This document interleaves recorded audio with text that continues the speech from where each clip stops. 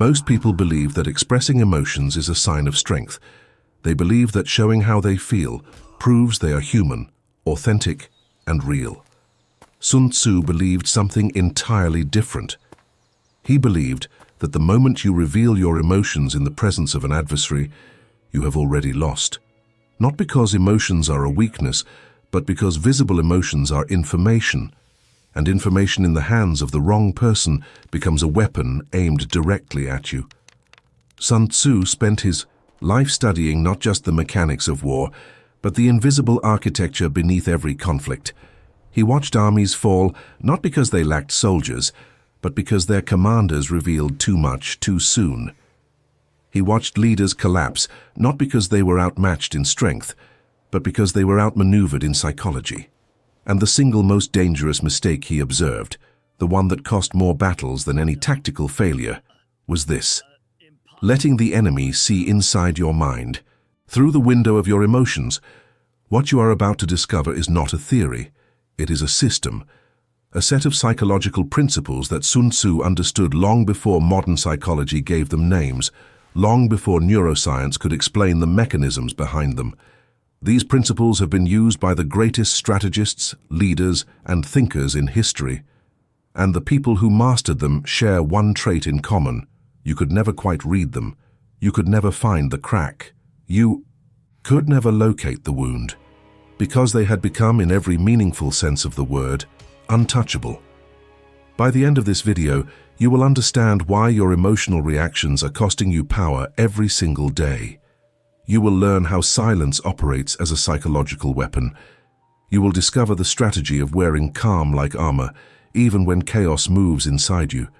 You will see how being underestimated is not an insult, it is an advantage. And you will arrive at the deepest principle Sun Tzu ever articulated, that the strongest fortress a person can build exists not in the physical world, but inside the mind.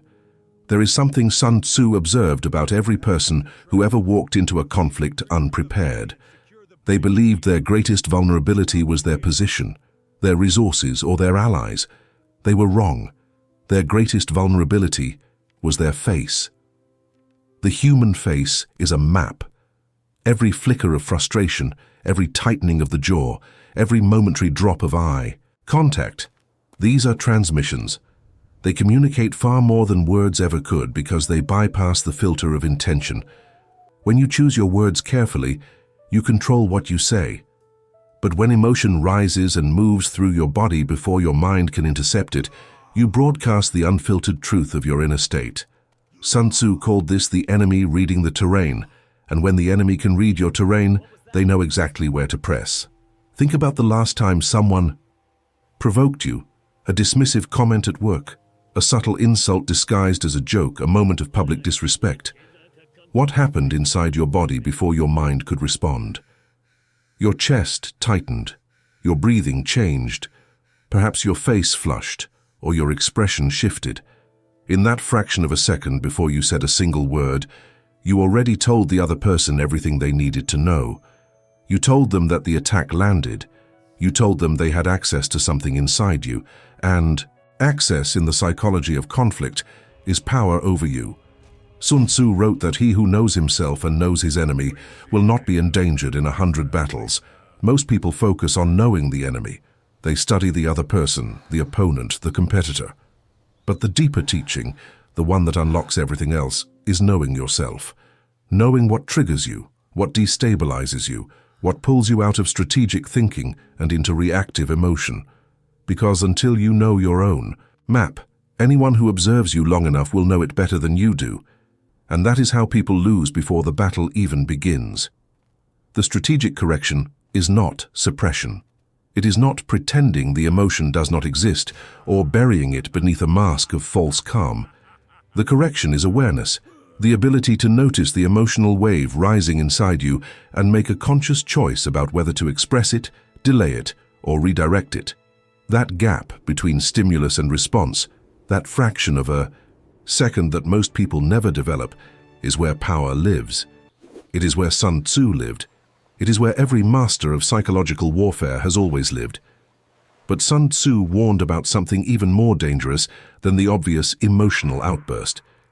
He warned about the slow leak, the gradual, almost invisible transmission of your emotional state over time. Because you do not need to shout for people to know you are afraid.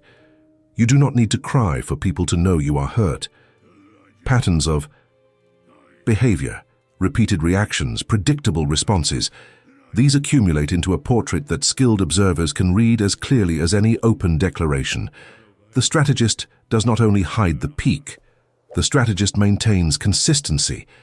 And that consistency is what transforms a person from someone who occasionally controls their emotions into someone who becomes genuinely unreadable. Now, here is where most people make a fatal mistake. They confuse silence with weakness. They believe that the person who speaks first is the one with power, that filling the air with words demonstrates confidence and control. Sun Tzu understood the exact opposite. He understood that silence, deployed with precision, is one of the most psychologically disruptive tools available to a strategist. Consider what happens neurologically when silence enters a conversation at the wrong moment, or the right moment, depending on which side you are on. The human brain is a pattern-seeking machine. It craves resolution, closure, and response. When an expectation of response is not met, the brain does not rest. It escalates. It generates scenarios, explanations, and interpretations to fill the void. It becomes preoccupied, and a preoccupied mind reveals itself. It speaks when it should remain quiet. It moves when it should stay still.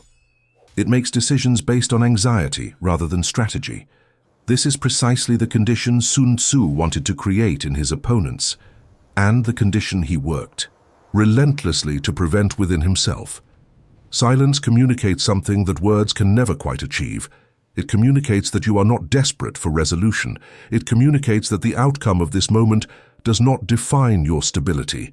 It communicates, without a single syllable, that you are operating from a position of internal security that does not depend on the other person's approval, reaction, or acknowledgement. And that is an extraordinarily powerful signal to send. Sun Tzu described this as occupying the high ground before the battle. When you remain silent in moments where others expect reaction, you force them to come to you. You force them to fill the silence with their own thoughts, their own insecurities, their own revealing words. You shift the dynamic from reactive to strategic without effort, without confrontation, without cost to yourself. You let the silence work while you observe. And observation, as Sun Tzu knew, is the foundation of all strategic advantage. There is another dimension to strategic silence that most people never consider: its effect on your own psychology. When you stop talking, you stop reinforcing the emotional state you are in. Words, spoken aloud, amplify the feelings that generate them. When you explain yourself to someone who does not deserve the explanation, you are not only giving away information, you are deepening your own emotional investment in the situation. You are spending internal currency on someone who will use the change against you. Silence preserves that currency. It keeps your resources for the moments that actually matter. And this is where it gets deeply interesting. Because mastering silence is not just about what you choose not to say. It is about what you train yourself to feel in the presence of provocation. The ultimate practitioner of silence is not someone who bites their tongue and waits for the moment to pass. It is someone for whom the provocation generates no significant internal urgency in the first place. That is the next level. And Sun Tzu called it the mask of calm.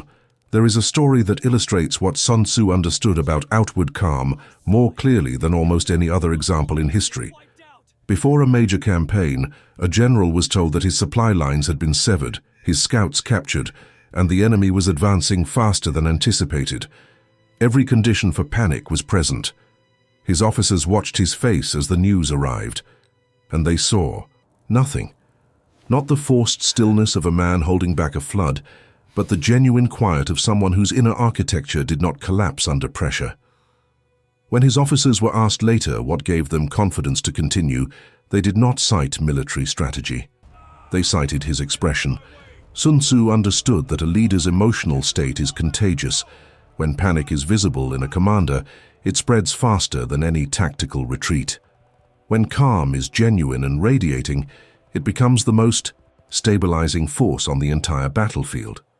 This is why Sun Tzu invested so deeply in what we might today call emotional regulation, not as a psychological technique, but as a strategic necessity. Your inner state is your leadership, regardless of whether you are leading an army or navigating a difficult conversation in a conference room. The mask of calm is often misunderstood as performance. People imagine the stoic figure who feels nothing, who has somehow detached from the human experience of emotion. But that is not what Sun Tzu described, and not what the greatest strategists have practiced.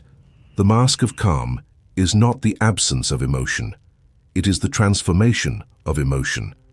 It is taking the heat of anger, the tension of fear, the sting of humiliation, and converting that energy into fuel for clear, deliberate, strategic action.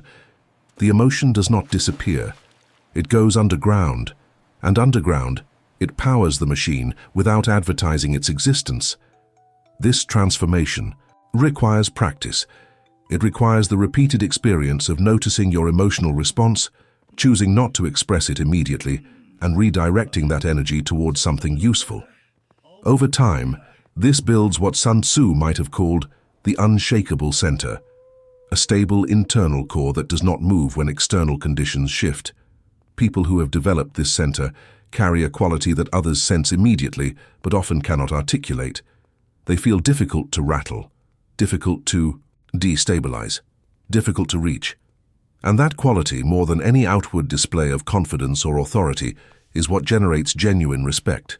But Sun Tzu warned of something that even disciplined strategists often miss. There is a difference between appearing calm and becoming calm. Appearing calm under pressure is a tactical skill, useful, learnable, and effective in the short term. Becoming calm, developing an inner state that genuinely does not scramble under pressure, is a strategic transformation.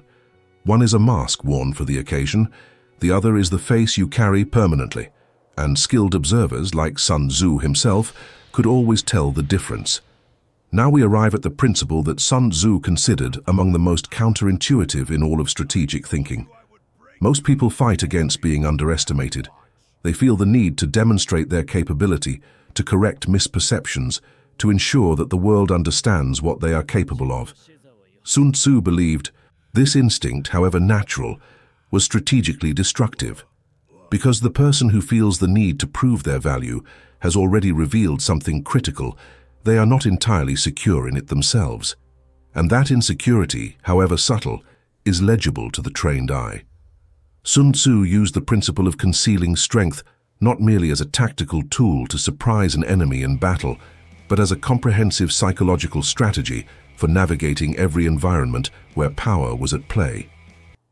When others underestimate you, they reveal their assumptions. They reveal what they believe your limits to be, what they think you will and will not do, how far they believe they can push before encountering resistance.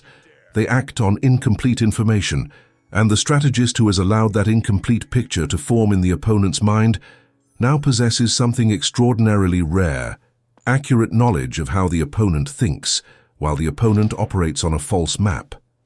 Think about how this plays out in everyday life. The colleague who dismisses your contribution in a meeting, only to find later that you were the one who identified the critical flaw in the entire project. The competitor who assumes your silence means you have no response, only to discover that your silence meant you were positioning. The person who mistakes your patience for passivity and then encounters the full weight of your strategic response at a moment they did not anticipate. In each of these cases, the underestimation was not an injury, it was an asset. It bought time, it created space, it allowed movement that would have been impossible under full scrutiny. Sun Tzu was explicit about the value of appearing less capable than you are. He described it as creating emptiness, a strategic void that the enemy rushes to fill, overextending themselves in the process. The person who has learned not to immediately correct every underestimation, who can sit with being misread without the need to set the record straight, has developed one of the most powerful forms of patience in psychological warfare. They have learned that reputation is not built in the moments of correction. It is built in the moments of unexpected revelation. There is one final principle that Sun Tzu placed above all others, the principle that contains everything else within it. The principle that is, in truth, not a technique at all, but a state of being. He described it as winning before the battle begins, and at its deepest level, this is what it means to be psychologically untouchable. The untouchable mind is not defended. It does not need to be. A mind that needs constant defense is a mind that is still reactive, still vulnerable, still dependent on external conditions for its stability. The untouchable mind has moved beyond defense into a different category of existence, one where the provocations that would destabilize an ordinary mind simply do not find purchase. They land, they are registered, and then they pass through, leaving no lasting mark on the inner architecture of the person they were aimed at. Sun Tzu called this the formless form, the ultimate strategic position where you cannot be targeted because you cannot be defined. The person who is always angry can be managed through their anger. The person who is always desperate for approval can be controlled through approval. The person who always reveals their emotional state gives others the blueprint for influencing them. But the person who is genuinely untouchable, who has no predictable emotional signature that can be exploited, occupies a position that simply cannot be attacked through psychological means. This is the destination of the entire journey we have traveled in this video. The face that reveals everything, and the discipline to make it reveal nothing that you have not chosen. The silence that commands, and the internal security that makes silence natural rather than performed. The mask of calm that eventually becomes the true face, because the practice has transformed the practitioner. The power of being underestimated, and the strategic patience to let misperception work in your favor. All of it flows toward this final understanding that the most powerful thing you can do in any conflict, any negotiation, any social environment where power is at stake is to become genuinely, deeply, thoroughly difficult to read. Sun Tzu did not teach people how to fight. He taught people how to make fighting unnecessary. He taught that the greatest victories are the ones that happen before a single word is spoken, before a single move is made, in the invisible realm of psychological positioning, where the untouchable mind has already won because it cannot be reached, cannot be rattled, and cannot be used against itself. This is not a destination you arrive at once and remain in forever. It is a practice, a daily discipline of noticing your reactions, choosing your expressions, protecting your interior and building, slowly, deliberately, relentlessly, a mind that no one can hold. Because when you become untouchable in this way, something extraordinary happens. The conflicts come less often. The provocations fade. The people who once tried to destabilize you begin almost unconsciously to treat you differently.